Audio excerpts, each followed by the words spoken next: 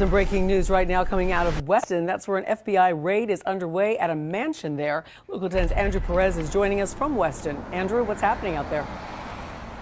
Well, we know the FBI keeping things under wraps, at least right now, but a lot of activity going on at a home here in this gated community. This is the Windmill Reserve in Weston. Let's get you right up to Sky 10, though, for a better look at this investigation. We've been watching for quite some time now as federal agents have been going in and out of this very large home.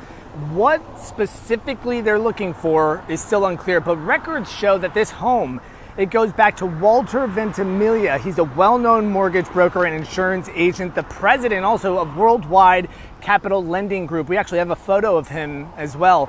Haitian authorities believe that he may have funded those people who played an active role in the assassination of Haiti's president, Jovenel Moise. They say money to fund that plot flowed through his company, but his attorney had been saying that his client actually just brokered a loan to fund a peaceful transfer of power and not what actually transpired.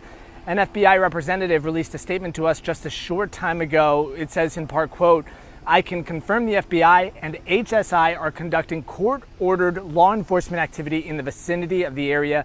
The affidavit in support of the search warrant has been sealed by the court," going on to say that they can't release many more details right now. We're still working this story. We're working our sources as well. As soon as we have any new information, we'll have it for you right here on Local 10 News. That's the latest, though, in Weston. I'm Andrew Perez. Back to you.